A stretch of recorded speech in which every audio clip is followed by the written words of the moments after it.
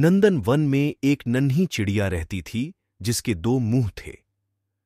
दो मुंह होने के कारण वह चिड़िया दूसरे पक्षियों से बिल्कुल विचित्र दिखती थी। वह चिड़िया एक बरगद के पेड़ पर घोंसला बनाकर रहती थी। एक दिन वह चिड़िया जंगल में भोजन की तलाश में इधर उधर उड़ रही थी। अचानक चिड़िया के दाएं वाले मुंह की नजर एक लाल फल पर पड़ी। देखते ही उसके मुंह में पानी आ गया और वह तेजी से वो लाल फल खाने को आगे बढ़ी। अब चिड़िया का दायां मुंह बड़े स्वाद से वो फल खा रहा था। बायां मुंह बेचारा बार बार दाएं मुंह की तरफ देख रहा था कि ये मुझे भी खाने को दे, लेकिन दायां वाला चुपचाप मस्ती से फल खाए जा रहा था। अब बाएं मुंह ने, अगर मैं खाऊंगा तो वो हमारे पेट में ही जाएगा, लेकिन उसने बाएं वाले को कुछ खाने को नहीं दिया। अगले दिन चिड़िया फिर से जंगल में खाने की तलाश में उड़ रही थी। तभी बाएं मुंह की नजर एक अद्भुत फल पर पड़ी जो बहुत चमकीला था। वह तेजी से उस फल की तरफ लपका।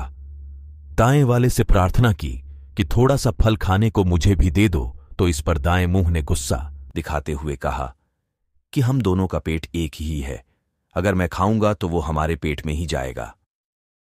लेकिन उसने बाएं वाले को कुछ खाने को नहीं दिया।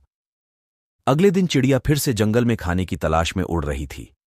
तभी बाएं मुंह की नजर एक अद्भुत फल पर पड़ी जो बहुत चमकीला था।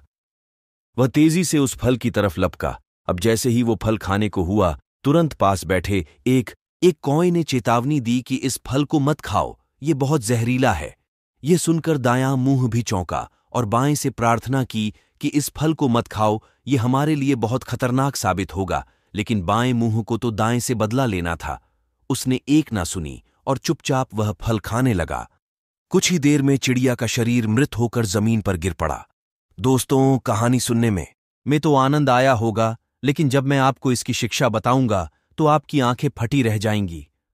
आजकल के माहौल में देखा जाता है कि एक ही परिवार के लोग एक दूसरे से ईर्ष्या करते हैं, एक दूसरे से दुश्मनी रखते हैं।